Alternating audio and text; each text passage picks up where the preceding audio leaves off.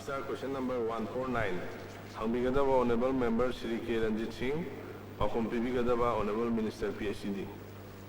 Start question number 149. Honorable Speaker, sir, Koda Chumi, Koda Jal Jeevan Mission ki guidelines makhadani, adur Godana government na. Ising sir department of the pire the haiba somdara prajana phangde why the haiba maduna kamdo no piri banwana hanjari misa supplementary the sara in the khangning is Jal Jeevan Mission ki makhada Manipur chada 75 imthong gi ising pire hair banina ising phangan bagi mawong matawdo madu kari no sayol amagi manungda Pung ama muk haiba tare ising phangba kangbu do madu ising gi awaba leitre haina lawba yabra simai khangning sa ising ji sum thari ba kutha si nongalam dai pung ahum gumbada tharaga pung tarukta ising si adi khakki ba haiba tare sigi kutha sira using department na thari se aduga sa akoi gi Jal Jeevan Mission ki makhada yumdong khuding yaunanaba pipe macha tingaga sarkar na puthopire haidana sidu paukhum pibire aina masida khangjaning base pusanbaga paisa khara lawba masi deposit paisa ne ai adu masi paisa kaya no deposit lawro matungda thada kaya pigadabano matungda khanganbiyo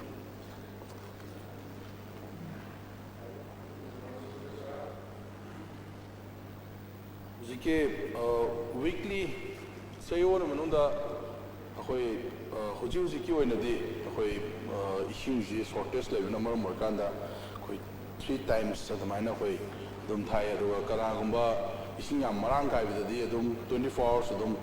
thai aduga pung ama gumba thaba yuse tasena ha kanda pipe ki water reservoir leiba jaga dagina sum tingak pasaysa loisilak padai dadi ising se phangboda yamna wana phangi madu chumi kaigino haiba matamda akoi se yumdong khudingi sum koi water pump si panaba tulu si aduna sum ching gi pasaysa akoi ising se leudamne do koi hujik anova modification ama koi tawre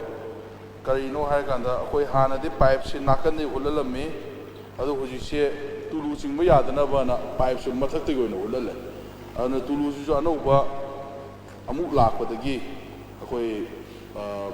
self priming hai ising je dum khara hek yaure da chingjan ba damain tawba ge ama leiba jane adu lakpadagi akoi kai tawsige na de akoi makha ta badi khanadri adu hai ba pam atei dadi hojiki nakan ni khulamba si yaroi mathatagi oina khulaga di pam chingdana bana akoi na mayam punamakta phangnana bana akoi khona jabani aduga Usai pung nongalam dai di thab do madu makti akoi da report ti leite adu akoi du leiramaga su akoi chumthokna na ba adu ga matam chana ising pina na ba akoi khona jage adu tasena makti di Jal Jeevan Mission gi ising je pung kon mari ta halo hai bani adu pung kon mari ta halo hai ba je akoi ising si source akoi na Jal Jeevan Mission ji ho ko matam da di source loi leiba ising ji adu ga reservoir sabalo ore pipeline tingbalo ore irrigator sabalo ore kan da source de ising je phangdo hoje admai to na scheme sabalo ore ga scheme khara lei sabdi lo ore ba source ising je akoina ahamba hawrok de dim source de dim lei ba hoje sabalo ore kan da di u yan gi na ra kai no phangde do ising je leiram do aduna ai isabuk chatlaga ai yengjarure aduna madugumba scheme khara lei tabdi natte aduna Jal Jeevan gi na saigi amana lotion bapada kano se koi gi pipeline ting mo se masdei da masichumi hojiki 1000 something lowe haibagi baw madi akoi da leire adu mase akoi gi village ki committee am le akoi Jal Jeevan sarani akoi kano se tenki saba pipeline ting so akoi lotion beraga village ki level am le adu gi padhan leiba jaga dana padhan hek oiba aduga adu padhan leitaba jaga dana akoi gi counsellor ꯂꯩꯕ ꯖꯒꯥꯗꯨꯅ ꯃꯣꯏꯅ ꯑꯗꯨꯒ ꯗꯤꯄꯥꯔꯠꯃꯦꯟꯒ ꯇꯧꯔꯒ ꯄꯨꯟꯅ ꯌꯦꯡꯃꯤꯟꯅꯕ ꯍꯥꯏꯇꯥꯔꯦ ꯑꯗꯨꯃꯥꯏꯅ ꯇꯧꯕꯅꯤ ꯑꯗꯨꯅ ꯃꯣꯏꯅ ꯑꯩꯈꯣꯏꯒꯤ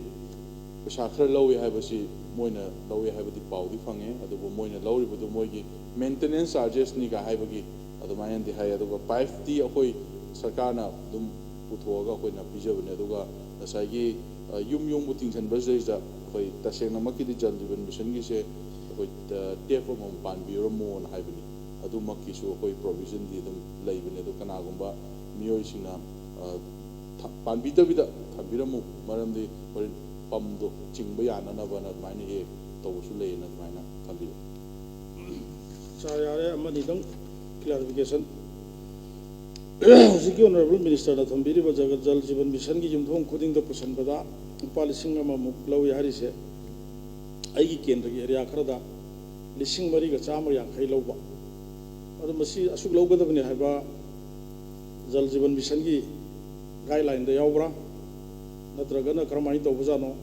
4,150 ꯂꯧꯔꯤꯁꯤ ꯆꯨꯝꯕ꯭ꯔꯥ ꯁꯤꯃ ꯑꯗꯣ ꯉꯁꯥꯏ ꯑꯣꯅꯔꯦꯕꯜ ꯃꯤꯅꯤꯁꯇꯔꯅ ꯍꯧꯖꯤꯛꯁꯤ ꯏꯁꯤꯡꯒꯤ ꯁꯣꯔꯁ ꯋꯥꯠꯄꯅꯤꯅ ꯌꯥꯝꯗ꯭ꯔꯕꯗ ꯍꯞꯇꯥ ꯑꯃꯗ 3ꯂꯛꯇꯤ ꯑꯗꯨꯝ ꯄꯤ ꯍꯥꯏꯔꯤ ꯑꯗꯨ ꯏꯝꯐꯥꯜꯒꯤ ꯀꯔꯝꯕ ꯑꯦꯔꯤꯌꯥꯗ ꯍꯞꯇꯥ ꯑꯃꯗ 3ꯂꯛ ꯇꯥꯍꯟꯕ ꯑꯦꯔꯤꯌꯥ ꯑꯃꯇꯪ ꯑꯩꯉꯣꯟꯗ ꯊꯝꯕꯤꯌꯨ ꯍꯥꯎꯁꯇ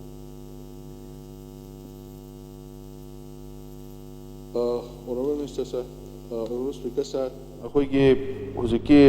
ꯀꯩꯅꯣꯁꯦ 4,150 ꯂꯧꯋꯦ ꯍꯥꯏꯁꯤ ꯃꯁꯤꯃꯛꯇꯤ ꯑꯩꯈꯣꯏꯗ ꯁꯤ ꯂꯧꯒꯗꯕꯅꯤ ꯍꯥꯏꯅ ꯃꯣꯏꯗꯗꯤ ꯑꯩꯈꯣꯏ ꯍꯥꯏꯕ ꯂꯩꯇꯦ ꯑꯗ ꯃꯣꯏꯒꯤ ꯚꯤꯂꯦꯖ ꯂꯦꯚꯦꯜꯒꯤ ꯍꯧꯖꯤꯛꯀꯤ ꯍꯥꯏꯔꯤꯕ ꯀꯥꯡꯕꯨꯁꯦ ꯁꯤꯗꯩꯁꯤꯗ ꯃꯣꯏꯅ ꯑꯣꯏꯅ ꯐꯤꯛꯁ ꯇꯧꯕ ꯑꯣꯏꯔꯝꯒꯗꯕ ꯃꯥꯜꯂꯤ ꯃꯗꯨ ꯇꯁꯦꯡꯅꯃꯛꯀꯤꯗꯤ ꯑꯗꯨꯌꯥꯝꯅ ꯂꯧꯐꯝꯗꯤ ꯊꯣꯛꯇꯦ ꯃꯔꯝꯗꯤ ꯀꯩꯅꯣꯗ ꯃꯥꯅ ꯉꯁꯥꯏꯒꯤ ꯃꯦꯟꯇꯦꯅꯦꯟꯁꯀꯤꯅꯦꯅ ꯃꯣꯏ ꯊꯥ ꯈꯨꯗꯤꯡꯒꯤ ꯈꯔ ꯂꯧꯋꯤ ꯍꯥꯏꯕꯗꯨꯗꯤ ꯑꯩꯈꯣꯏꯗꯤ ꯑꯗꯨꯗꯤ ꯇꯥꯏ ꯑꯗꯨꯒ ꯌꯥꯝꯅ ꯂꯧꯋꯤ ꯍꯥꯏꯕꯗꯨꯗꯤ ꯑꯩꯈꯣꯏ ꯐꯪꯗꯦ ꯑꯗꯨꯅ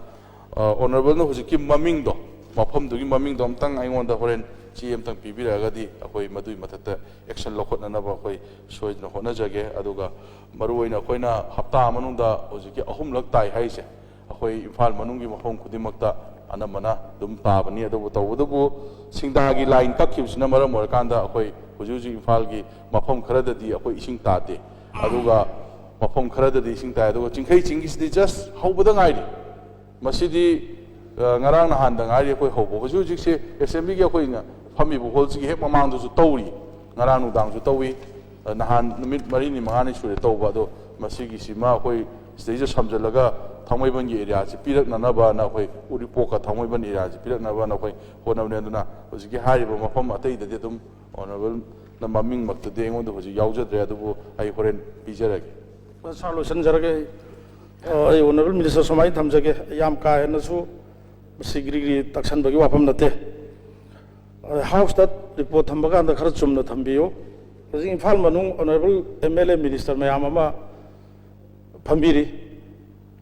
ꯍꯧꯖꯤꯛꯁꯦ ꯏꯝꯐꯥꯜ ꯃꯅꯨꯡꯗ ꯍꯞꯇꯥ ꯑꯃꯗ ꯅꯨꯃꯤꯠ 10ꯅꯤꯒꯤ ꯃꯅꯨꯡꯗ ꯍꯞꯇꯥ ꯅꯠꯇꯦ 10 ꯃꯅꯨꯡꯗ ꯄꯨꯡ ꯑꯃꯃꯨꯛ ꯇꯥꯕ 2ꯃꯨꯛ ꯇꯥꯕ ꯏꯁꯤꯡꯁꯦ ꯁꯨꯡꯇꯥ ꯇꯥꯗ꯭ꯔꯦ ꯑꯗꯨꯅ ꯍꯥꯎꯁꯇ ꯁꯨꯃꯥꯏꯅ ꯇꯧꯗꯅ ꯏꯝꯐꯥꯜꯒꯤ ꯃꯅꯨꯡꯗ ꯍꯞꯇꯥ ꯑꯃꯗ 3ꯂꯛ ꯇꯥꯏ ꯈꯣꯠꯂꯤ ꯍꯥꯏꯕꯁꯦ ꯃꯁꯤ ꯂꯥꯟꯕ ꯀꯩꯅꯣ ꯁ꯭ꯇꯦꯠꯃꯦꯟꯅꯦꯅ ꯑꯩ ꯊꯝꯖꯒꯦ ꯃꯊꯪꯗ ꯁ꯭ꯇꯥꯔ ꯀ꯭ꯋꯦꯁꯟ ꯅꯝꯕꯔ 150 ꯍꯪꯕꯤꯒꯗꯕ honorable member Shri TH Lokeshwor Singh ꯄꯥꯎꯈꯨꯝ ꯄꯤꯕꯤꯒꯗꯕ honorable minister PSC Honorable Speaker Sir, ꯍꯧꯖꯤꯛꯀꯤꯗꯣ ꯑꯝꯇ ꯑꯩ ꯃꯊꯪꯒꯤ ꯀꯩꯅꯣꯁꯤꯗꯩꯗ ꯑꯝꯇꯪ ꯁꯦꯡꯗꯣꯛꯆꯍꯧꯒꯦ ꯍꯧꯖꯤꯛꯀꯤꯗꯣ ꯑꯣꯅꯔꯦꯕꯜꯅ ꯍꯥꯏꯕꯤꯕ ꯋꯥꯐꯝꯗꯣ ꯇꯁꯦꯡꯅꯃꯛ ꯑꯩꯅ ꯉꯁꯥꯏꯁꯨ ꯃꯃꯥꯡꯗ ꯄꯟꯖꯈꯤꯕꯗꯨꯅꯤ ꯃꯐꯝ ꯈꯔꯗꯗꯤ ꯍꯧꯖꯤꯛꯁꯦ ꯏꯁꯤꯡ ꯌꯧꯗꯗꯅ ꯑꯩꯈꯣই ꯇꯥꯗꯕ ꯂꯩꯌꯦꯅ ꯑꯩ ꯃꯃꯥꯡꯗꯁꯨ ꯑꯩ ꯊꯝꯖꯈꯤꯕꯗꯨꯅꯤ ꯑꯗꯨꯅ ꯇꯁꯦꯡꯅꯃꯛꯀꯤꯁꯦ ꯑꯩꯈꯣꯏ ꯍꯧꯖꯤꯛ ꯏꯁꯝ ꯁꯝꯅ ꯍꯥꯏꯔꯀꯥꯟꯗ ꯏꯔꯤꯜ ꯔꯤꯚꯔꯅ ꯂꯩꯕ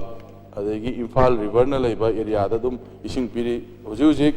ꯃꯣꯏꯔꯥꯡꯈꯣꯡꯒꯤ ꯑꯦꯔꯤꯌꯥꯗ ꯍꯥꯏꯕ ꯇꯥꯔꯦ ꯑꯩꯈꯣꯏ ꯊꯨꯝꯕꯨꯊꯣꯡꯒꯤꯁꯤꯗꯩꯁꯦ ꯏꯁꯤꯡ ꯈꯤꯇꯪꯈꯛ ꯋꯥꯠꯄ ꯑꯗꯨꯝꯕ ꯈꯛꯇꯅꯤ ꯑꯩꯈꯣꯏ ꯍꯧꯖꯤꯛ ꯂꯩꯔꯤꯁꯦ ꯑꯗꯨꯒ ꯁꯤꯡꯖꯃꯩꯒꯤꯁꯨ ꯑꯦꯔꯤꯌꯥꯁꯦ ꯑꯗꯨꯝ ꯍꯧꯖꯤꯛ ꯄꯤꯔꯤ ꯇꯁꯦꯡꯅꯃꯛ ꯂꯝꯐꯦꯜꯒꯤ ꯑꯦꯔꯤꯌꯥꯁꯤꯗꯤ ꯍꯧꯖꯤꯛꯀꯤ ꯁꯤꯡꯗꯥꯗꯒꯤ ꯂꯥꯛꯀꯗꯧꯔꯤꯕ ꯏꯁꯤꯡꯁꯦ ꯃꯁꯤꯅ ꯄꯤꯔꯝꯕꯅꯤ ꯑꯗꯨ ꯁꯤꯡꯗꯥꯒꯤ ꯏꯁꯤꯡꯁꯦ ꯂꯥꯛꯇꯕꯅ ꯃꯔꯝ ꯑꯣꯏꯔꯀꯥꯟꯗ ꯃꯌꯥꯝꯅꯁꯨ ꯍꯦꯟꯅ ꯎꯕꯤꯔꯤꯗꯨꯅꯤ ꯈꯕꯔꯗ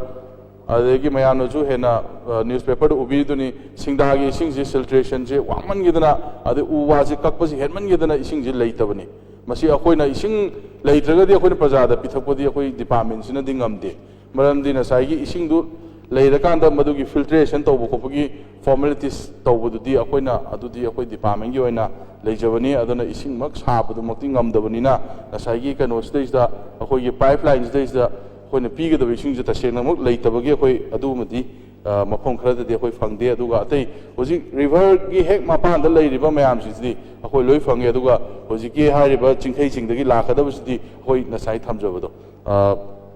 ꯍꯧꯕꯗ ꯉꯥꯏꯔꯤ ꯍꯧꯖꯤꯛ ꯑꯩꯈꯣꯏ ꯇꯦꯁꯇꯤꯡ ꯇꯧꯈ꯭ꯔꯦ ꯊꯥꯕ ꯍꯧꯔꯦ ꯑꯗꯒꯤ ꯊꯥꯕ ꯍꯧꯕ ꯍꯥꯏꯁꯦ ꯄꯥꯏꯞ ꯑꯅꯧꯕꯅꯤꯅ ꯍꯦꯛ ꯖꯣꯏꯅꯤꯡꯁꯦ ꯀꯥꯞꯈꯠꯂꯛꯇꯅ ꯍꯟꯖꯟ ꯍꯟꯖꯟꯅ ꯁꯦꯝꯕ ꯃꯐꯝ 7-9 ꯌꯥꯎꯔꯤ ꯍꯧꯖꯤꯛ ꯍꯧꯖꯤꯛ ꯑꯗꯣ ꯏꯁꯤꯡꯁꯦ ꯀꯥꯞꯈꯠꯂꯛꯄꯗꯤ ꯂꯩꯀꯥꯏ ꯄꯨꯟꯅ ꯊꯨꯝꯕꯁꯨ ꯑꯗꯨꯝ ꯌꯥꯎꯔꯤꯕꯅꯤ ꯑꯗꯨꯅ ꯃꯌꯥꯝꯅꯁꯨ ꯁꯣꯁꯤꯌꯦꯜ ꯃꯦꯗꯤꯌꯥꯗ ꯈꯕꯔꯗꯁꯨ ꯎꯕꯤꯔꯝꯒꯅꯤ ꯃꯐꯝ ꯈꯔꯗꯗꯤ 이싱 땅간시다 이싱 타독던 레레가 하이바 아데 이싱 땅간시다 이싱 까이나 레레가 하이바지 ям 줌부니 또우두부 마두 아노버 커미션 또보기 마두 까이바니 아나 마두 마이나 라이브니 오너블 나 탐비리바 와폼싱어들이다 아코이나 하옥슬라나 탐복에슈 토도고 레이테 다시나 막기디 아코이나 तौजरीबा खरा सिदैसिदा अखोई प्रजासिंगी मिपुंग खुदिमक्ता साई हाना फंगंबा सांगदुदि अखोई ngamde हाइबदुदि चुम्मी अदुगा नुमित 10 नि मनुंगदा अखोई स्माइना फंगदबदो ऑनरेबलना यारगदि ममिंग खरदु पनबिगदि अखोई फंगननबो अखोई होना जगेना आई स्माइना तंग थमजगे यारे सारा डिमांड इन तौजरगे